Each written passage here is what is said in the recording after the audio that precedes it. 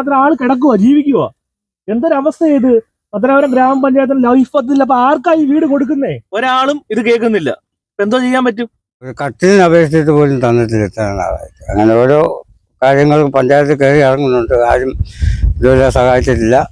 ഉടുതുണിക്ക് മറുതുണിയില്ലാത്ത അവസ്ഥ.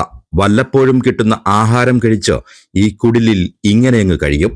പത്തനാപുരം ഗ്രാമപഞ്ചായത്തിലെ പൂങ്കുളജി വാർഡിൽപ്പെട്ട ചിതൽവെട്ടി പടിഞ്ഞാറ്റിൻകര മണിയുടെ ജീവിതം ഇങ്ങനെയൊക്കെയാണ്.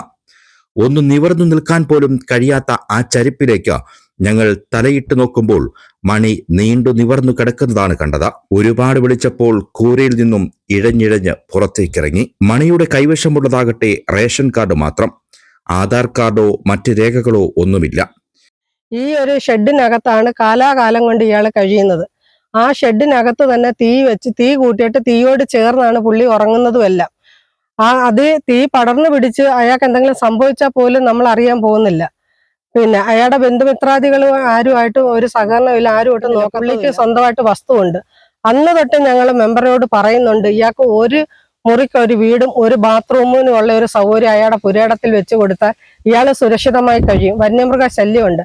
ഇത് പത്തനാപുരം മണ്ഡലം ഗണേഷ് കുമാറിന്റെ മണ്ഡലമാണ്. ഗണേഷ് കുമാറിന്റെ മെമ്പറാണ് ഈ പൂങ്കുളഞ്ഞി വാർഡിൽ 10 വർഷക്കാലം കൊണ്ട് നിൽക്കുന്നത്. ഇന്ന് വരെ ഈ 10 വർഷക്കാലം കൊണ്ട് ഒരാനുകൂല്യം ഇയാൾക്ക് ഇന്ന് വരെ കിട്ടിയിട്ടില്ല. നമ്മുടെ ഒരു ആവശ്യം എന്ന് വെച്ചാൽ ഇയാളെ ഒരു സുരക്ഷിതമായ ഒരു സ്ഥലത്തെത്തിക്കുക. ഇവിടെ നിന്നും 100 മീറ്റർ മുന്നോട്ട് പോകുമ്പോഴാണ് ലാലു ഭവനിൽ സാംകുട്ടിയുടെ കൊട്ടാരം ശ്രദ്ധയിൽപ്പെട്ടത്. 4 തൂണുകളിൽ ആസ്ബറ്റോസ് ഷീറ്റടിച്ച ടാർപോളിൻ മേൽക്കൂരയാക്കിയ ഒരു കുടിൽ. നല്ലൊരു മഴ പെയ്താൽ ഇതും നിലം പൊത്തിയേക്കാം. ക്യാൻസർ രോഗി കൂടിയായ സാംകുട്ടിക്കും ചിലത് പറയുവാനുണ്ട്. പല പ്രാവശ്യം പഞ്ചായത്തിന് മെമ്പറെല്ലാം പോയി, വാർഡ് മെമ്പറെ കണ്ട് വീടിന് അപേക്ഷിച്ചിട്ടുണ്ട്. ഇതുവരെ ഒന്നും റെഡി ആയിട്ടില്ല. അതുപോലെ കക്കൂസോ മറ്റു സാഹചര്യം കറണ്ടില്ല.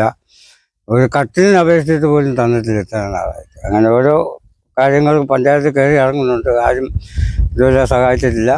ഈ സാംകുട്ടി പലതവണ കട്ടിലിനെ അപേക്ഷിച്ചിട്ടുണ്ട്, വീടിന് അപേക്ഷിച്ചിട്ടുണ്ട്, കിണറിന് അപേക്ഷിച്ചിട്ടുണ്ട്. അദ്ദേഹത്തെ പരിഗണിച്ചിട്ടില്ല. അതുപോലെ നമ്മൾ അപ്പുറത്ത് കണ്ട മണി എന്ന് പറഞ്ഞ ആളും, അയാൾക്കും ഒരു സഹായവും പഞ്ചായത്ത് തലത്തിൽ നാളിതുവരെ ഉണ്ടായിട്ടില്ല.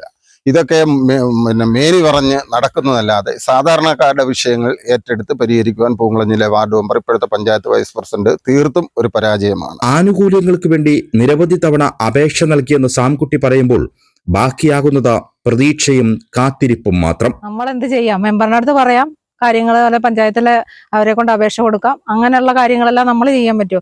നമുക്ക് വേറൊന്നും ചെയ്ത് കൊടുക്കാൻ പറ്റത്തില്ല. അപ്പം ചെയ്യേണ്ടത് പഞ്ചായത്തിൽ ഇരിക്കുന്ന ആൾക്കാരാണ്, അല്ലെങ്കിൽ നമ്മുടെ വാർഡ് മെമ്പറാണ് ചെയ്ത് കൊടുക്കേണ്ടത്.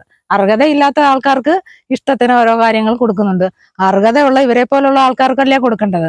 കിടന്നുറങ്ങാൻ ഒരു കട്ടില് പോലും കിട്ടിയില്ലെന്ന് സാംകുട്ടി പറയുമ്പോൾ ആരാണ് ആനുകൂല്യങ്ങൾക്ക് അർഹരെന്ന് ചോദിക്കാതെയും വയ്യ. രാഷ്ട്രീയം നോക്കി ആനുകൂല്യങ്ങൾ വിതരണം ചെയ്യപ്പെടുന്ന സമ്പ്രദായത്തിന് നമ്മുടെ നാട്ടിൽ മാറ്റമുണ്ടാകണം.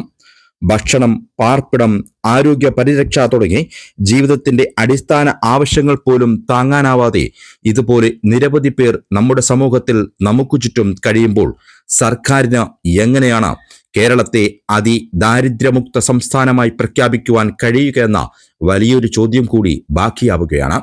ന്യൂസ് ഡെസ്കിൽ നിന്നും റിജോ പത്തനാപുരം.